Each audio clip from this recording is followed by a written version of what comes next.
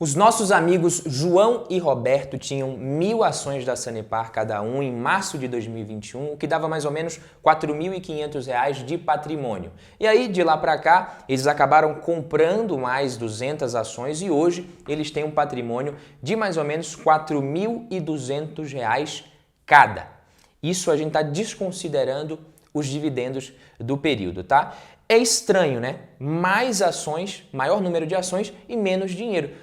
Por isso, eles pararam e falaram, olha, vamos fazer conta aqui. O João foi para a calculadora, chamou o Roberto e contou que se eles tivessem investido esses 4.500 na renda fixa, já dava para ter acumulado mais de R$ 5.000 facilmente. E 1.000 ações da Sanepar hoje valem mais ou menos R$ 3.500 apenas. Isso dá quase R$ 2.000 de diferença, não é pouco dinheiro. Então, depois de fazer essas contas, o João ele ficou meio desapontado, meio frustrado com as suas ações, decidiu vender tudo e colocar em renda fixa o dinheiro, né? Já o Roberto ele foi felizão, foi o contrário. Ele olhou para a situação e ficou ainda mais empolgado para continuar comprando ações ao longo do tempo. E aí eu te pergunto, meu querido, considerando que eles vão fazer aportes iguais nos próximos 3 a 5 anos, quem você acha que vai conseguir acumular mais patrimônio?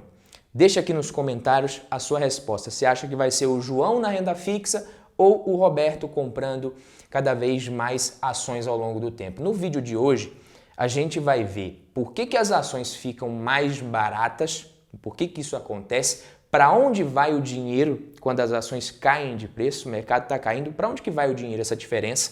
Vamos ver o que existe por trás do preço das ações na Bolsa de Valores, por que os preços eles variam tanto assim, por que o investidor que tem o foco certo, ele pode usar isso para ganhar ainda mais dinheiro investindo e já quem investe de forma errada pode realmente se dar muito mal investindo na Bolsa de Valores. Quem já é de casa, deixa o like aqui no vídeo para fortalecer a nossa parceria e fazer esse vídeo atingir mais gente que tem interesse nesse conteúdo. E quem está entrando pela primeira vez aqui no Valor em Ação, seja muito bem-vindo, volte sempre e fica com a gente até o final do vídeo que tem muita coisa bacana para você. Mas agora vamos lá, por que as ações ficam baratas e para onde que vai o dinheiro? É uma pergunta que eu recebo muito, por incrível que pareça. Primeiramente a gente precisa esclarecer uma coisa aqui, né? Diferente do que muita gente pensa, quando a ação cai, a empresa não perde dinheiro necessariamente. Não é isso que acontece. De vez em quando você vê algumas manchetes falando que a Petrobras perdeu 40 bilhões de reais em um único dia na Bolsa de Valores, papapá. Ou então você pode ler que o Google perdeu o equivalente ao valor total de Itaú e Banco do Brasil somados. E isso não quer dizer que a empresa perdeu dinheiro, que saiu dinheiro do caixa da empresa. Esse tipo de manchete geralmente está se referindo ao valor de mercado dessas companhias. Mas é verdade, por exemplo, que a Sanepar valia mais de 10 bilhões de reais em 2020 e hoje vale pouco mais de 5 bilhões, mais de 50% de queda. O Ibovespa, desde a máxima, já caiu mais de 20%, quase 20%, perdão. Então, considerando que não muda muita coisa para as empresas, pelo menos não se o número de ações em circulação continua sendo o mesmo, para onde que vai esse dinheiro do mercado em geral quando as ações caem de preço? Para onde que vai a diferença? Esse dinheiro ele pode ir para alguns lugares diferentes. Então, por exemplo, hoje as ações da Petrobras estão custando por volta de R$ 24, R$ 25, se eu não me engano. É um preço menor, né, que o de qualquer dia que ela foi negociada em 2021, por exemplo. Mas só considerando os anos de 2021 e 2022, ela distribuiu quase R$ 23 por ação em dividendos. E aí vocês podem ter certeza que se esse dinheiro ainda estivesse no caixa da empresa, as ações estariam mais caras, muito provavelmente, do que estão. Nesse gráfico que corrige pelos dividendos, fica mais fácil a gente perceber isso, né? Dá para ver que as ações subiram se você considerar. Então, dividendos, bonificações, proventos em geral acabam reduzindo a valorização das ações. Emissão de novas ações, quando a empresa faz recompra de ações, cancelamento, tudo isso afeta o preço também, transformando às vezes o que poderia ser uma leve alta numa queda no preço. Só que se a empresa ela é pagadora de dividendos e também não enxerga mais tantas possibilidades de investimento, de crescimento, distribuir dividendos muitas vezes é o melhor que ela tem a fazer com boa parte do seu lucro e muitos investidores investem nela por causa dessa característica. Mas o que faz mesmo o preço das ações caírem, como vocês estão acostumados, aí caiu muito e tal, isso é outra coisa. O que fez as ações da Sanepar, continuando no exemplo aqui, subirem até aquela máxima antes da pandemia, foi o fato de muitas pessoas aceitarem pagar cada vez mais caro nela até certo ponto, até que isso mudou. E o que faz a ação cair nesse momento, desde então, é o fato de muitos investidores aceitarem vender essas mesmas ações por preços cada vez mais baratos. E acredite, muitas vezes os mesmos investidores que toparam pagar caro nessas ações lá nas máximas acabam perdendo a paciência no meio do caminho e vendendo mesmo com um baita prejuízo, Porque eles não aguentam mais ver o patrimônio diminuir, entre aspas, assim como fez o nosso amigo João, que vendeu tudo também. Mesmo que às vezes pareça que alguém está ficando com o seu dinheiro quando as cotações das suas ações caem, não é isso que acontece. Na verdade, o que acontece é que o dinheiro ele está simplesmente desaparecendo aos poucos junto com a empolgação do mercado para investir em determinadas ações, determinadas empresas. Pensa assim, lá em 2020, quando a Sanepar valia mais de 10 bilhões de reais e as ações custavam mais de R$7 cada uma, imagina que todas as ações em circulação foram vendidas de uma vez só pelos seus respectivos donos naquele momento para outros investidores e que você foi um desses investidores que comprou.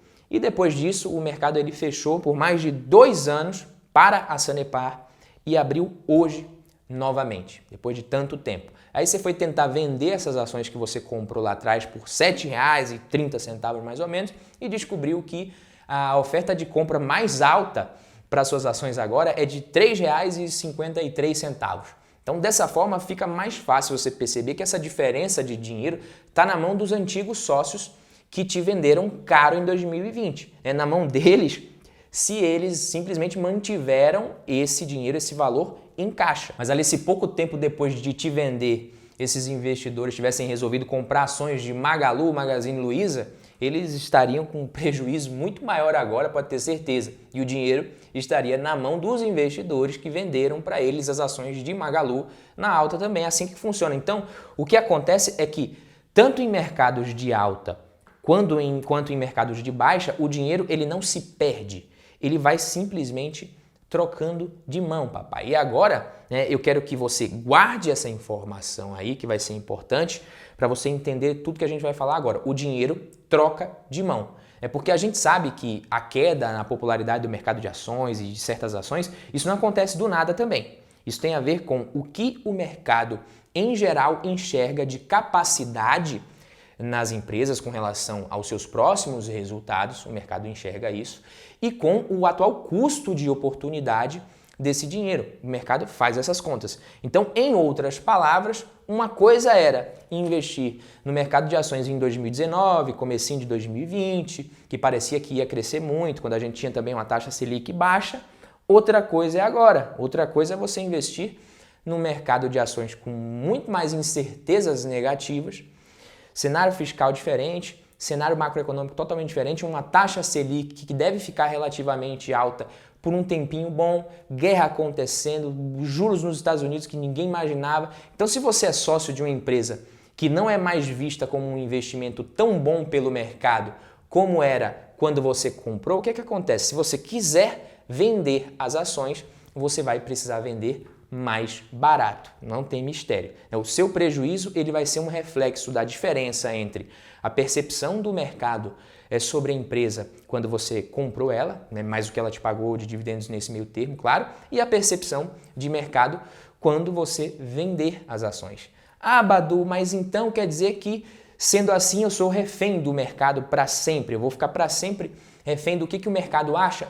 Falando bem sinceramente aqui, na verdade, sim, principalmente no curto prazo. Por isso que não é legal investir em ações se o foco é curto prazo, E a coisa também não é tão simples assim, porque muitas vezes o mercado ele acaba realmente enxergando um potencial de retorno menor em certos ativos a depender do cenário que vai se desenhando na frente dele. Então eu vou explicar para vocês aqui de uma forma bem simples e bem resumida também como é que funciona um valuation por fluxo de caixa descontado de uma empresa, para vocês verem se vocês conseguem entender mais ou menos o que existe por trás do preço das ações. Vê se você consegue pegar o raciocínio. Valuation, para quem não sabe, é um processo que usa vários indicadores, pode usar também muitas contas, muitos cálculos matemáticos ali e outras premissas, às vezes mais amplas, mais subjetivas, para se determinar o preço justo de uma empresa e de suas ações como consequência disso. Então, as principais etapas de um valuation são: número 1, projeção dos fluxos de caixa. Número 2, estimativas do custo de capital da empresa. Você faz essa estimativa. Depois vem a projeção disso daí na perpetuidade, o cálculo do valor presente desses fluxos de caixa que você estimou, você traz isso. E, por fim, o cálculo do valor justo para o acionista. Aí você tira a dívida, você consegue achar o valor das ações. Dessas etapas aí eu posso te falar que mais de 80% do trabalho está em estimar justamente essa projeção dos fluxos de caixa. E isso depende muito da projeção das receitas de cada empresa que você vai fazer. Não é um negócio simples, mas o mercado tenta fazer. Para projetar qualquer coisa, você precisa entender como que ela funciona, quais são os fatores aos quais essas variáveis respondem, quais são as premissas que mais impactam, por exemplo, a receita de uma empresa como a Sanepar, como a Petrobras, Taesa, WEG, qualquer outra que você queira analisar. Você precisa entender como é que a receita dessa empresa responde. Será que essa receita vai depender do PIB do país ou nem tanto? Se trata de uma empresa exportadora de commodities, não depende muito do cenário doméstico, ou a renda da população influencia muito, influencia pouco. E aí, na segunda etapa que eu falei para vocês, a gente tem a estimativa do custo de capital. O capital, ele tem um custo, uma empresa ela se financia, eu já falei várias vezes aqui, basicamente de duas formas: com o capital próprio, capital do acionista, ou com o capital de terceiros. O capital próprio, ele tem um custo relacionado justamente ao retorno requerido pelo investidor, ao custo de oportunidade que ele enxerga também, às vezes, em outros investimentos de risco menor, e o capital de terceiros, é claro, também não vem de graça, obviamente, que ninguém é trouxa, Então, se uma empresa ela vai no banco pegar dinheiro emprestado para financiar suas operações, e o seu crescimento, até o capital de giro, ou então ela emite debêntures para isso, a gente está falando de dívida. A empresa ela vai precisar pagar juros por essa dívida. Então, quanto maior a dívida e maior os juros, maiores serão, por exemplo, as despesas financeiras dessa empresa. Isso impacta o resultado.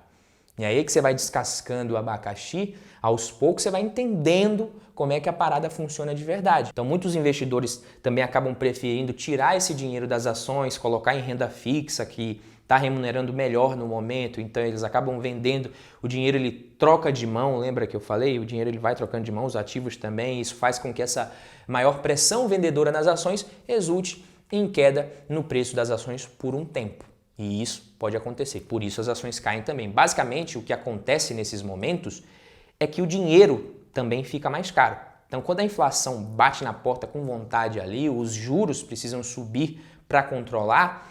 E juros altos significa dinheiro mais caro, pode anotar isso também. E como o dinheiro é justamente um meio que nós temos para trocar todas as coisas, é como se os outros ativos ficassem mais baratos em relação ao dinheiro que ficou mais caro. E com as ações é o que acontece também, por isso elas ficam mais baratas em termos nominais em alguns momentos. Então, esse é um dos motivos para as ações caírem. Então, acontece que o mercado ele consegue fazer todas essas estimativas ali de impacto nas empresas, nos resultados até no curto prazo. Só que quanto mais esse prazo vai ficando mais longo, mais difícil é para a gente estimar esses impactos na capacidade de geração de valor dessas empresas no médio e longo prazo, porque vai ficando difícil de prever o que vai acontecer lá para frente, Por isso que eu costumo dizer que quanto mais curto é o prazo, mais arriscado é você investir em renda variável e mais seguro é você deixar o dinheiro na renda fixa. E quanto mais longo, quanto maior é o horizonte que você tem pela frente, mais seguro vai ficando você investir em ações, seja qual for o preço que você está pagando atualmente, e mais arriscado vai ser você deixar todo esse dinheiro em renda fixa pós-fixada, por exemplo, por períodos extremamente longos. Eu não aconselho, né? E aí que vem a parte dos investidores que, ao invés de enxergar isso como prejuízo, como o Roberto, enxergam como oportunidade de aumentar o número de ativos que eles possuem por preços menores.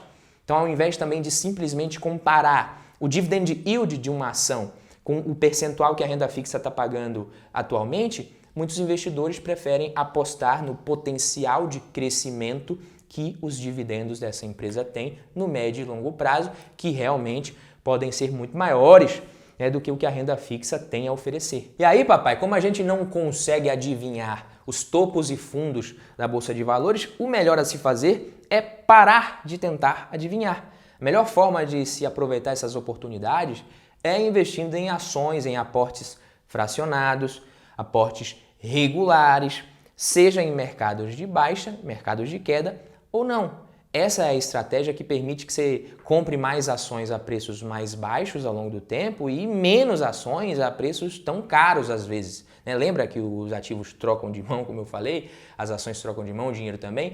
Fazendo isso, você aumenta as suas chances de estar do lado certo das trocas o maior número de vezes sem você precisar adivinhar nada. E respondendo a pergunta que eu mesmo fiz no começo do vídeo, eu não consigo te dizer daqui a 3 anos, 3, 5 anos, quem que vai ter ganhado mais dinheiro, se é o João ou o Roberto com as suas escolhas ali. Principalmente considerando, por exemplo, que o Roberto ele vai deixar tudo em ações da Sanepar apenas. Vamos considerar isso também no exemplo. Então eu tenho Sanepar, mas se fosse para escolher 100% Sanepar ou 100% em Tesouro Selic, eu ia de renda fixa na hora, eu nem pensava 2 vezes. Só que ainda bem que a gente não precisa fazer esse tipo de escolha, não é verdade? E num período mais longo, 10, 15, 20 anos, eu acho bem improvável que uma carteira diversificada de ações, de boas empresas, pagadoras de dividendos, perca para a renda fixa. Algumas empresas, inevitavelmente, vão ter um desempenho medíocre, podendo até destruir valor. Você não tem como adivinhar, acertar todas, é impossível. Mas é perfeitamente possível de se reduzir o risco da sua carteira de renda variável e maximizar o retorno no longo prazo. Beleza, meus queridos amigos? Esse foi o vídeo. Quem gostou, deixa o like, se inscreve, que a gente se vê no próximo vídeo, mas você já pode ver esse que está aparecendo no cantinho aqui. Valeu, um abraço, tamo junto, até mais.